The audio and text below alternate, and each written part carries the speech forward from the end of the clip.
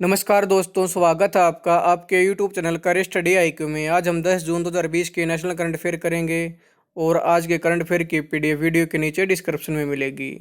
हमारा आज का पहला प्रश्न है, जनवरी 2021 में यूनिक ट्विन समिट की मेजबानी कौन करेगा? हमारा प्रश्न है विश्व आर्थिक मंच, नासा, वर्ल्ड बैंक, उपरोक्त सभी। इसका सही आंसर है विश्व आर्थिक मंच। विश्व आर्थिक मंच जनवरी 2021 में यूनिक ट्विन समिट की मेजबानी करेगा। ट्विन समिट प्रतिभागियों की हिस्सेदारी के साथ साथ वर्चुअल माध्यम से दावोस में आयोजित की जाएगी, जिसमें विश्व प्रमुख सरकारी और व्यापारिक नेता हिस्सा लेंगे। इस शिखर सम्मेलन का विषय द ग्रेट रीसेट होगा। दावोस शिखर सम्मेलन में वैश्विक सरकार और व्यापार जगत के प्रमुख नेताओं को एक साथ लाएगा और द ग्रेट रीसेट संवाद पारंपरिक सोच की सीमाओं से परे जाकर सोचने के लिए प्रोत्साहित करेगा। द ग्रेट रीसेट विश्व आर्थिक मंच और HRH the prince of Wales की एक संयुक्त पहल है। द ग्रेट रीसेट डायलॉग के तहत वर्ल्ड इकोनॉमिक फोरम का digital platform uplink sustainable development goals के लिए क्राउड सोर्सिंग इनोवेशन द्वारा योगदान देगा। इसके अलावा WEF दुनिया भर के 400 से अधिक शहरों के हजारों युवाओं को भी आकर्षित करेगा, जो दावोस में नेताओं के साथ बातचीत करने के लिए एक शक्तिशाली वर्चुअल हब नेटवर्क के साथ जुड़े होंगे। विश्व आर्थिक मंच के संस्थापक और कार्यकारी अध्यक्ष हैं क्लाउस श्वाब। इसकी स्थापना 19 जनवरी 1971 में की गई। इसका मुख्यालय है कोलोगनी, स्विट्जरलैंड में। हमारा अगला प्रश्न है, हाल ही में किसने safe online learning in the times of कोविड-19 नामक इन्फॉर्मेशन बुकलेट लॉन्च की है? हमारा प्रश्न है रमेश पोखरियाल निशंक ने, डॉक्टर हर्षवर्धन ने, अंकुर मित्तल ने, उपरोक्त सभी। इसका सही आंसर है रमेश पोखरियाल निशंक ने। मानव संसाधन विकास मंत्री श्री रमेश पोखरियाल निशंक ने safe online learning in the times of कोविड-19 नामक इन्फॉर्मेशन बुकलेट लॉन्च की है। ऑनलाइन सुरक्षित रहने के बारे में छात्रों और शिक्षकों में जागरूकता बढ़ाने के लिए राष्ट्रीय शैक्षिक अनुसंधान और प्रशिक्षण परिषद NCERT और यूनेस्को नई दिल्ली कार्यालय द्वारा बुकलेट बनाई गई है। Safe online learning in the times of covid booklet बच्चों, युवाओं को क्या करें और क्या न करें के माध्यम से ऑनलाइन सुरक्षित रखने में महत्वपूर्ण भूमिका निभाएगी। इससे माता पिता और शिक्षकों को अपने बच्चों को इंटरनेट का सुरक्षित उपयोग करने का तरीका सिखाने में मदद मिलेगी। और अगला प्रश्न है, हाल ही में किसे British academy of film and television arts BAFTA का नया अध्यक्ष नियुक्त किया गया? हमारे प्रश्न है कृष्णेंदु मजूमदार को, पीयूष श्रीवास्तव को, नितिन पांडे को, उपरोक्त सभी। इसका सही आंसर है कृष्णेंदु मजूमदार को। एमी पुरस्कार विजेता टेलीविजन निर्माता कृष्णेंदु मजूमदार को British academy of film and television arts BAFTA का अध्यक्ष नियुक्त किया गया है। वह पहले ऐसे व्यक्ति हैं जिन्हें बाफ्टा के 73 साल के इतिहास में बाफ्टा का अध्यक्ष चुना गया है।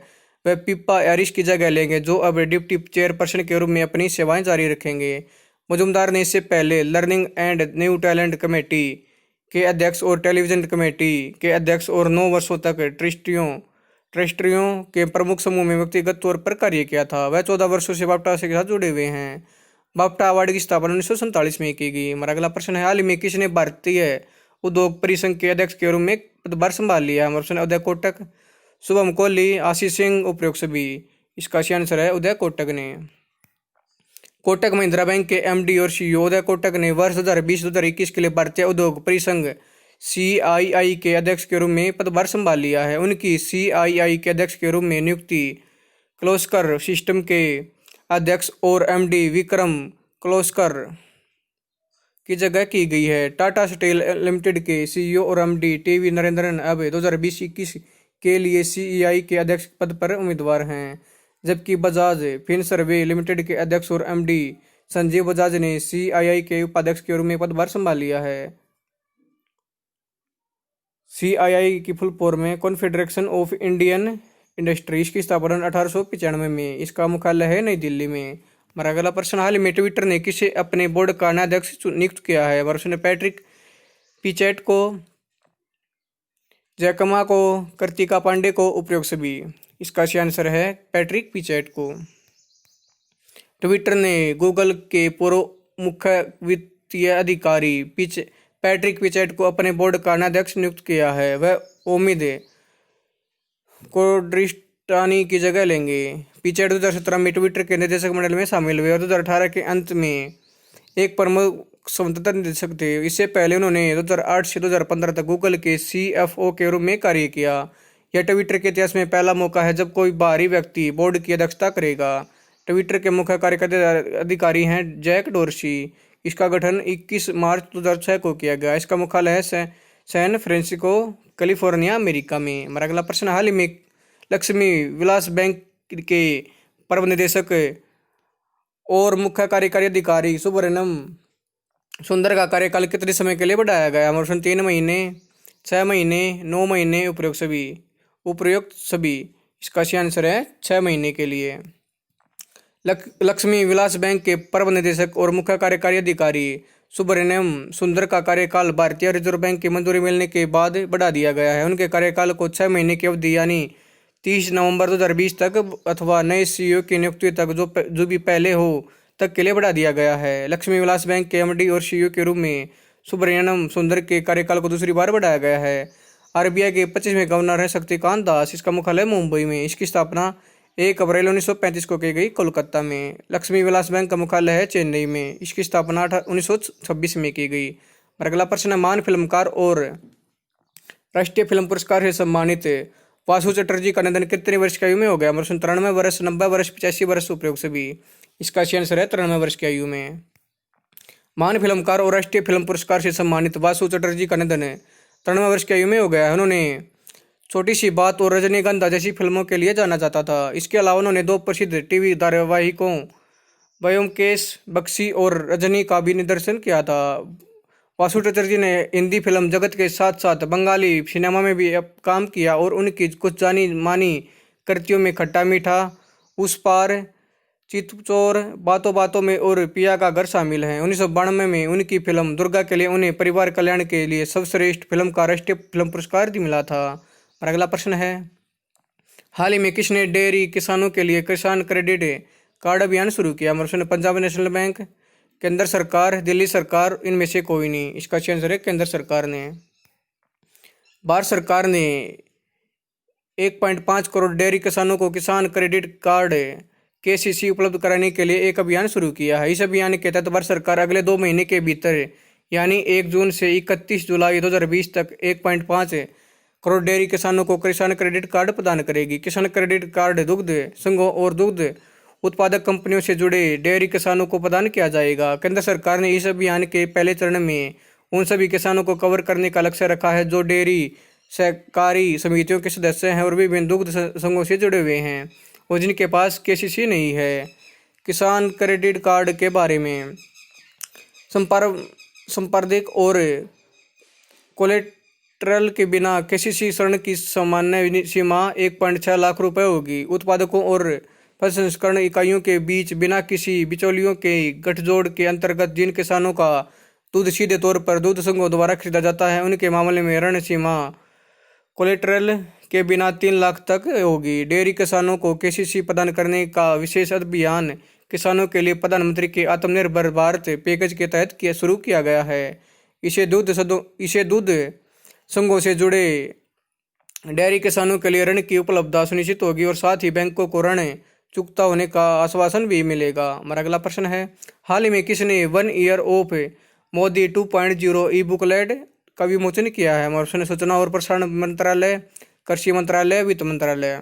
इसका सही आंसर है सूचना और प्रसारण मंत्रालय ने।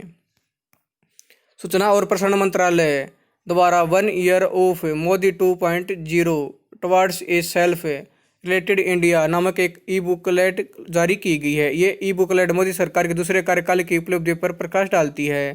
यह सरकार के दूसरे कार्यकाल की पहली वर्षगांठ का प्रतीक है।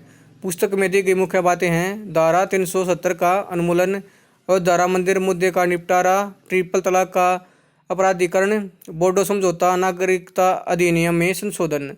इस पुस्तक के कोविड-19 महामारी से लड़ने के लिए की गई कार्रवाइयों और आर्थिक गिरावट से कैसे निपटा जा रहा है, इस पर एक अलग से भाग दिया गया है। अंतर्राष्ट्रीय कार्यक्रम, अमेरिका में हाउडी मोदी कार्यक्रम, गुजरात में नमस्ते ट्रंप कार्यक्रम, ममलापुरम मोदी शी जिनपिंग शिखर सम्मेलन। इसके अलावा इसमें 20 लाख करोड़ रुपए के राहत पैकेज के भी प्रकाश डाला गया है जो अर्थव्यवस्था को बढ़ावा देने के लिए घोषित किया गया, जो GDP का लगभग 10% हिस्सा और इस ई बुक संस्करण में निरंतर विकास का भी प्रतीक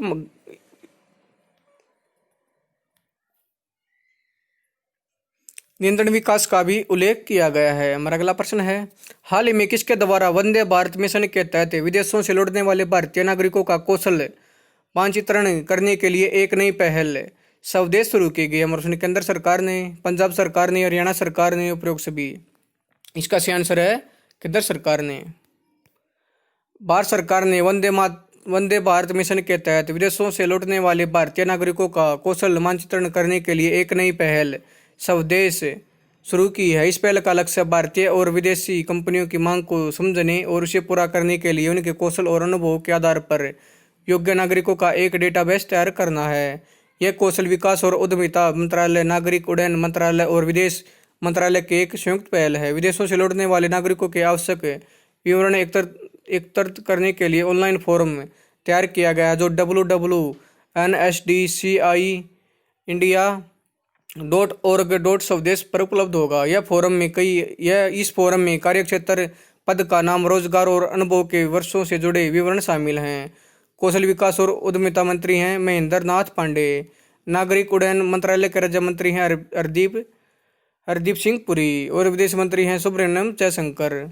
अगला प्रश्न है, हाल ही में डीएलएफ के नए अध्यक्ष के रूप में किसे नियुक्त किया गया? प्रश्न है राजीव सिंह, प्रमोद मोदी, सागर मिश्रा, उपरोक्त सभी। इसका सही आंसर है राजीव सिंह। लगभग 6 दशक के बिजनेस के बाद Kushal Pal Singh property firm Delhi land and finance limited DLF के अध्यक्ष पद से सेवानिवृत्त हुए। राजीव सिंह को डीएलएफ के नए अध्यक्ष के रूप में नियुक्त किया गया है।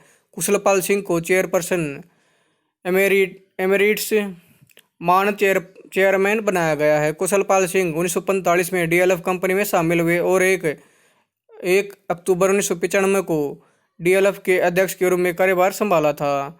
उनके नेतृत्व में प्रॉपर्टी फॉर्म डीएलएफ का विस्तार गुड़गांव से बाहर अपार्टमेंट, शॉपिंग मॉल और होटल से हुआ। महाराज का आखिरी प्रश्न है, दिग्गज गीतकार और Indian performing rights society limited IPRS के सदस्य अनवर सागर का निधन कितने वर्ष की आयु में हो गया? 68 वर्ष, 70 वर्ष, 75 वर्ष, इनमें से कोई नहीं।